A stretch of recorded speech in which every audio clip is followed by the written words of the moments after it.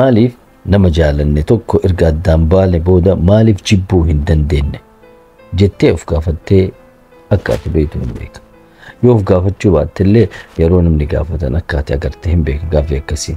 Akkasuma imkin hiriyyaan kee yookaan hiriyyaan ta'e wantoota akkasii keessa akka dabarte hin beeka.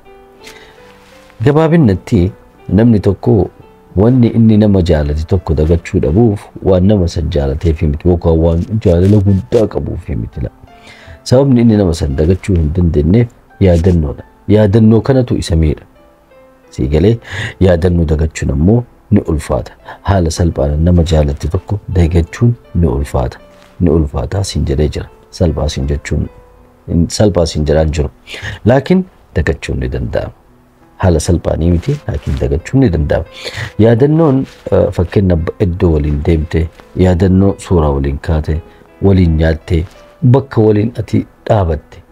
Dhaabatiin si keetii fi imalli kee bakki teen atitti argamte kun halaala ta'e haraamallee ta'e yaadannoo sanniin tosimiidha.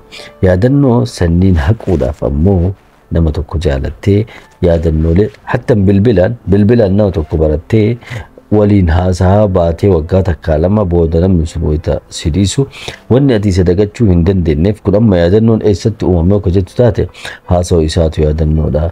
Gochoota inni godhufaa wayita kaameraa wajjinaaf kanniintu yaadannoo sitta. Yaadannoo akkasii sanniin dagachuudhaaf nama jaalatte san dagachuu yoo ka barbaaddu ta'e erga chibbite erga addaan baate booda dagachuun yoo ka barbaaddu ta'e yaadannoo san caalu yaadannoo bareeda bakka san buusuu qabda. Adada ati yaadannoo bareeda namoota gaggaarii walittiin dabalamtee jiraataa deemtu yaadannoon sunniin haqamaa deema.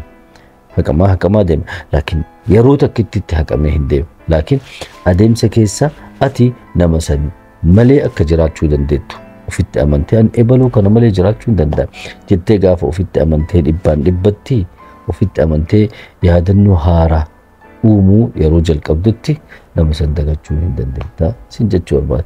Haala salphaan sin jechuullee hin barbaada bas laakiin haala salphaan hin dagatamu laakiin dagatamuu hin danda'a.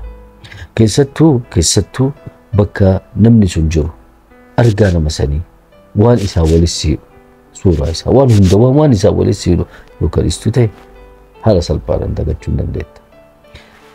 Kanaafuu jaalalaa miti kan nama miidhu yaadannoodha. Yaadannoo sana immoo yaadannoo gaarii bakka buusuudhaaf yaalii ni dagatta sin jedha. Nagaatti.